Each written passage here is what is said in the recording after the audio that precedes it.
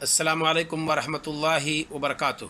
ان الحمد للہ والصلاۃ والسلام علی رسول اللہ وآلہ وصحبہ ومن والاه۔ اعوذ باللہ من الشیطان الرجیم۔ وما آتاکم الرسول فخذوه وما نہاکم عنہ فانتہوا۔ رسول جو کچھ دیں اسے لے لو اور جس سے روک دیں اس سے رک جاؤ۔ برادران اسلام اور اسلامی خواتین، ناظرین حضرات، آج کے اس کلپ میں سفر کے آداب سے متعلق کچھ باتوں کو ہم پیش کریں گے۔ اللہ تعالیٰ سے دعا ہے کہ کتاب و سنت کے مطابق ہم سب کو کہنے، اس پر عمل کرنے اور اسے دوسروں تک پہنچانے کی توفیق عطا فرمائے۔ آداب سفر سے متعلق کچھ کہنے سے پہلے عبداللہ بن مسعود رضی اللہ تعالیٰ عنہ کا ایک قول ہم پیش کرتے ہیں۔ رضی اللہ تعالیٰ عنہ کہتے ہیں: ما ندمت علی شیء ندمی علی یوم، میں اس دن سے زیادہ نادم کسی چیز پر نہیں ہوا، غربت فیہ الشمس، جس میں سورج غروب ہوا، نقص فیہ من اجلی، جس میں ہماری زندگی کا کچھ حصہ کم ہو گیا، ایک دن ہماری زندگی سے گویا کہ گزر گیا، ولم یزدد فیہ عملی، اور ہمارا عمل اس میں کچھ زائد نہیں ہوا، یعنی ہمارے عمل میں اضافہ نہیں ہوا۔ اس پر وہ زیادہ نادم ہوتے تھے۔ ہمیں اور آپ کو بھی جب وقت ضائع ہو جائے تو اس پر ندامت کا مظاہرہ کرنا چاہیے، اور آئندہ اس کے لیے ہمیں اور آپ کو اپنا ٹائم ٹیبل بنا لینا چاہیے کہ ہمارا وقت ضائع نہ ہو۔ سفر بھی زندگی کا ایک مرحلہ ہے، اسے بھی ہمیں اور آپ کو عبادت میں لانا چاہیے، اور عبادت میں لانے کا سب سے بہتر طریقہ یہی ہے کہ اسلام نے جو آداب کے سفر بتلائے ہیں اسے بروئے کار لائے جائے، اور اس پر ہم اور آپ عمل پیرا ہوں۔ انشاءاللہ ہمارا اور آپ کا یہ وقت یوں ہی ضائع نہیں ہوگا جس سے ہم ایک دن کا سفر، 2 دن کا سفر، 3 دن کا سفر، ہفتہ، مہینہ اور سال کا سفر ہم اور آپ سمجھتے ہیں۔ ہمارا اور آپ کا وقت انشاءاللہ ضائع نہیں ہوگا۔ ادب یہ ہے کہ سب سے پہلے ہم اور آپ استخارہ کر لیں، اور استخارہ اس سفر کے لیے کریں گے جو سفر ہمارے اور آپ کے لیے واجب نہیں ہے۔ لیکن اگر حج کا سفر ہے اور حج کی تمام شرطیں ہمارے ہاں آپ کے ہاں متوفر ہیں تو وہاں استخارہ کرنے کی ضرورت نہیں ہے، یہ تو اللہ کا فریضہ ہے، اس کے لیے سفر کرنا ہی کرنا ہے۔ ہاں، اس کے بعد اجزاء پر اگر آپ کو استخارہ کی ضرورت پڑ جائے، جیسے مثال کے طور پر 2 آدمی ہیں مختلف تاریخوں میں سفر کر رہے ہیں، اب آپ کو اختیار ہے کہ آپ وہاں استخارہ کریں کہ فلاں تاریخ میں فلاں صاحب کے ساتھ سفر کریں کہ فلاں تاریخ کو فلاں صاحب کے ساتھ سفر کریں، ہمارے لیے کیا مناسب ہوگا، اپنے احوال کے اعتبار سے، بال بچوں کے اعتبار سے، گھر کے اعتبار سے آپ وہاں استخارہ کر سکتے ہیں۔ لیکن اگر اس میں استخارہ ہو کہ جمعرات کو سفر کریں کہ جمعہ کو سفر کریں تو وہاں استخارہ کی ضرورت نہیں ہے، کیونکہ جمعرات کو سفر کرنا ہمارے نبی صلی اللہ علیہ وسلم کی سنت ہے، آپ جمعرات کو ترجیح دیجیے، وہاں استخارہ کی ضرورت نہیں ہے۔ استخارہ کہتے ہیں طلب الخیر ممن بیدہ مفاتیح الخیر، خیر کا مطالبہ کرنا، خیر طلب کرنا اس ذات سے جس ذات کے ہاتھ میں تمام خیرات کی چابیاں ہیں، ثم التوکل علیہ، پھر اس پر بھروسہ کرنا، ثم الرضا بہ، اور پھر اس سے راضی ہونا، اے بقضائہ و قدرہ، اللہ تعالیٰ کے قضاء و قدر سے پھر راضی ہونا۔ استخارہ کرنے کے بعد سفر شروع کیجئے، کام اپنا شروع کیجئے، پھر جس طرح سے بھی ہو آپ اس پر راضی بردا رہیں، یہی استخارہ کا مطلب ہے۔ جابر بن عبداللہ رضی اللہ تعالیٰ عنہ کہتے ہیں کہ رسول اکرم صلی اللہ علیہ وسلم کان یعلمنا الاستخارہ، استخارہ کی دعا رسول اکرم صلی اللہ علیہ وسلم ہمیں ایسے سکھلاتے تھے، کما یعلمنا السورہ من القرآن، جیسے ہمیں قرآن کی بعض صورتوں کو سکھلاتے تھے، اس کی تعلیم دیتے تھے۔ رسول اکرم صلی اللہ علیہ وسلم کہتے تھے اذا ہم احدکم بالامر، جب تم میں سے کسی کو کوئی اہم معاملہ پیش آ جائے، فلیرکع رکعتین من غیر الفریضہ، تو پھر چاہیے کہ وہ 2 رکعت نفل ادا کرے، ثم لیقل، پھر کہے۔ شیخ ابن باز رحمہ اللہ سے جب پوچھا گیا کہ استخارہ کی صلاۃ جب انسان ادا کرے تو دعا کب پڑھے، کیا دوران صلاۃ پڑھے یا سلام پھیرنے کے بعد پڑھے، تو انہوں نے کہا کہ رسول اکرم صلی اللہ علیہ وسلم کا یہ کہنا کہ فلیرکع رکعتین، چاہیے کہ 2 رکعت غیر الفریضہ نفلی ادا کر لے، ثم لیقل، پھر کہے، گویا کہ صلاۃ کے بعد وہ یہ دعا کرے گا۔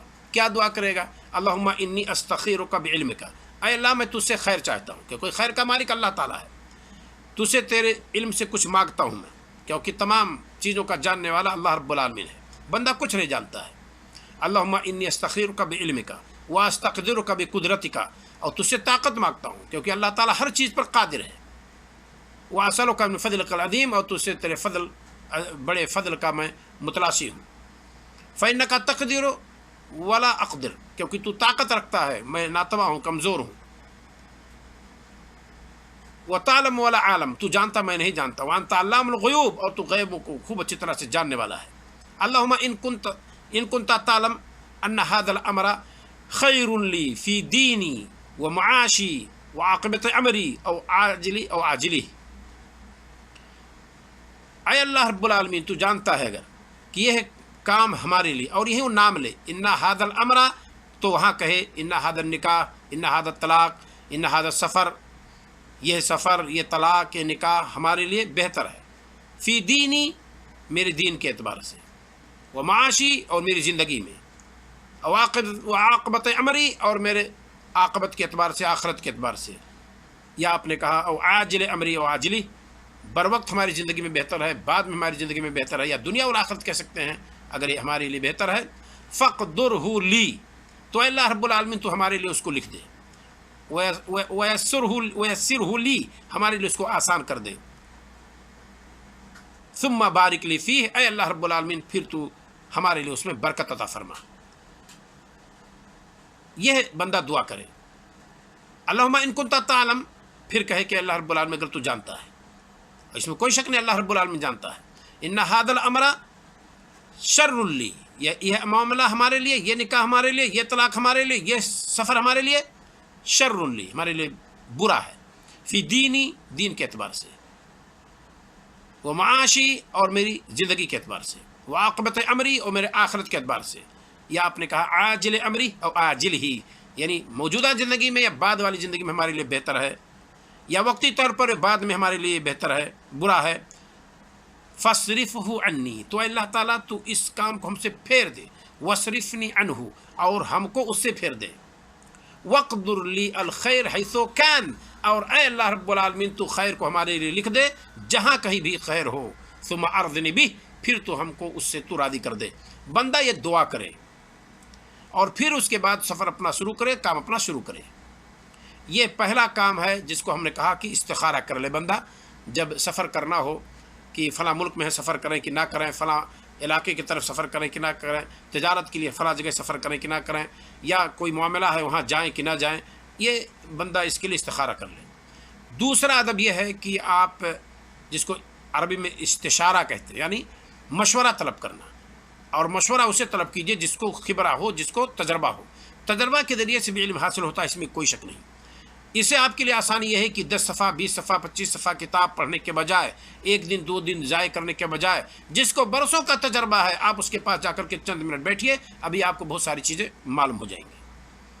آپ کو سفر کرنا ہے ایک ایسے ملک میں جہاں آپ کبھی سفر نہیں کیے، لیکن ایک شخص وہاں 25 سال رہ کر کے آ چکا ہے، آپ جا کر کے وہاں پوچھ سکتے ہیں وہاں رہنا کیسے ہوگا، کھانا پینا کیسے ہوگا، وہاں کیا کیا چیزوں کی ضرورت پڑے گی، کیا چیزیں اپنے ملک سے لے کر کے جائے تو ہمارے لیے بہتر ہوگا، وہ آپ کو سب کچھ بتلا دے گا، آپ کے لیے سفر بھی پھر آسان ہو جائے گا۔ تو وہاں مشورہ طلب کریے۔ رسول اکرم صلی اللہ علیہ وسلم فرماتے ہیں، جیسا کہ سنن ترمذی کی روایت ہے، المستشار معتمن، یعنی جس سے مشورہ طلب کیا جائے وہ قابل بھروسہ ہوتا ہے، لہذا بھروسہ کو توڑنا نہیں چاہیے، امانت دار ہوتا ہے، آپ امین ہیں، آپ سے جو مشورہ طلب کیا گیا ہے صحیح آپ مشورہ دیجیے۔ ہمارے نبی صلی اللہ علیہ وسلم سے بھی مشورہ طلب کیا گیا، اور آپ صلی اللہ علیہ وسلم نے مشورہ دیا۔ جب آپ صلی اللہ علیہ وسلم سے فاطمہ بنت قیس رضی اللہ تعالیٰ عنہ نے پوچھا اور کہا کہ معاویہ بن ابی سفیان اور ابو جہم نے پیغام دیا ہے شادی کا، ہم کس سے شادی کریں؟ تو آپ صلی اللہ علیہ وسلم نے فرمایا، اما معاویہ فسألوا لا مال له، معاویہ ان کے پاس کچھ نہیں ہے، مال نہیں ہے، واما ابو جہم فضراب للنساء، اور ابو جہم یہ عورتوں کو خوب مارنے والے ہیں، او لا يدع عصاه عن عاتقه، اپنے کندھے سے لاٹھی نہیں اتارتا، یعنی بہت زیادہ سفر کرنے والے ہیں۔ تو فائدہ اس میں کیا ہوگا تمہارے لیے؟ ان کے ہی اسامہ بن زید، اسامہ بن زید سے شادی کرو۔ یہاں نبی کریم صلی اللہ علیہ وسلم سے مشورہ طلب کیا گیا تھا، کچھ دوسرے کے بارے میں کہنے کی ضرورت پڑ گئی، کمی کو بیان کرنے کی ضرورت پڑ گئی، تو بھی امانت داری کے ساتھ نبی کریم صلی اللہ علیہ وسلم نے اسے بیان کر دیا گیا۔ اس کو غیبت نہیں کہا گیا، نہ غیبت اسے سمجھا گیا، اور ایسے مقام پہ ایسا بیان کیا جانا شرعی اعتبار سے درست قرار دیا گیا ہے۔ تو کہا جاتا ہے کہ المستشار معتمن، کہ جس سے مشورہ طلب کیا جائے وہ امین ہوتا ہے، وہ قابل بھروسہ ہوتا ہے، اسے بھروسہ توڑنا نہیں چاہیے بلکہ امانت داری کے ساتھ امانت کو ادا کرنی چاہیے۔ رسول اکرم صلی اللہ علیہ وسلم ایک حدیث میں فرماتے ہیں حق المسلم علی المسلم ست، ایک مسلمان کا دوسرے مسلمان پر 6 حق ہے، اسی میں سے ایک ہے وَإِذَا اسْتَنصَحَكَ فَانصَحْ لَهُ، جب آپ سے ایک مسلمان بھائی مشورہ طلب کرے، نصیحت طلب کرے تو آپ اس کو صحیح مشورہ دیجیے اور اس کو صحیح نصیحت کیجیے۔ رسول اکرم صلی اللہ علیہ وسلم سے قرآن میں کہا گیا تھا وَشَاوِرْهُمْ فِي الْأَمْرِ، اے نبی آپ لوگوں سے مشورہ کر لیا کیجیے جب کوئی معاملہ پیش آئے تو۔ رسول جن کے پاس وہی صبح شام آتی رہتی تھی ان کو بھی کہا گیا ہے کہ معاملہ میں مشورہ کر لیجئے۔ آج ہم بڑا سے بڑا کام بتاتے خود کر گزرتے ہیں، پورے گھر والوں سے مشورہ لینا یا بڑے چھوٹے بیٹوں بچیوں سے مشورہ لینا ہم اور آپ ضروری نہیں سمجھتے۔ ایسا نہیں ہونا چاہیے، مشورہ کے ساتھ کام ہونا چاہیے۔ گھر کا کوئی بھی فرد کوئی کام یوں ہی کرے گا لامحالہ گھر کے اندر ہنگامہ ہوگا اور افراتفری گھر میں مچے گی، لہذا مشورہ کے ساتھ کام ہونا چاہیے۔ گاؤں کے پیمانے پر، اسٹیٹ کے پیمانے پر، بلاک کے پیمانے پر جب بھی کوئی کام ہو تو چاہیے کہ جو ذمہ داران ہیں وہ اپنے مشورے سے کام کیا کریں، کیونکہ نبی جو اللہ تعالیٰ کے اشارے پر چلتے تھے ان کو بھی مشورہ لینے کو کہا گیا۔ وَأَمْرُهُمْ شُورَىٰ بَيْنَهُمْ، اور مومنوں کے بارے میں بتایا گیا ہے کہ ان کا معاملہ باہم مشورے سے طے ہوتا ہے۔ لہذا ہم جب سفر کر رہے ہیں ایسے علاقے کی طرف جہاں ہمارا اور آپ کا جانا کبھی نہیں ہوا ہے تو ہمیں اور آپ کو چاہیے کہ جس کے پاس خبرہ ہے، جس کے پاس تجربہ ہے وہاں جانے کا، وہاں رہنے کا، وہاں سے آنے کا اور جانے کا، تو ہمیں اور آپ کو چاہیے کہ ایسے شخص سے ہم اور آپ مشورہ طلب کر لیں اور اس کے بعد ہم اور آپ سفر کریں۔ اللہ رب العالمین ہمیں اور آپ کو اس کی توفیق عطا فرمائے۔ یہ جو 2 ادب ہم نے بتلائے ہیں یہ بہت اہم ہیں، سفر کے شروع میں ان دونوں کا بروکار لایا جانا بہتر ہے۔ اللہ رب العالمین ہمیں اور آپ کو اس کی توفیق عطا فرمائے۔ استخارہ کر لیجئے اور مشورہ طلب کر لیجئے، پھر اپنا سفر آپ شروع کیجئے، انشاءاللہ بہتر ہوگا۔ السلام علیکم ورحمۃ اللہ وبرکاتہ۔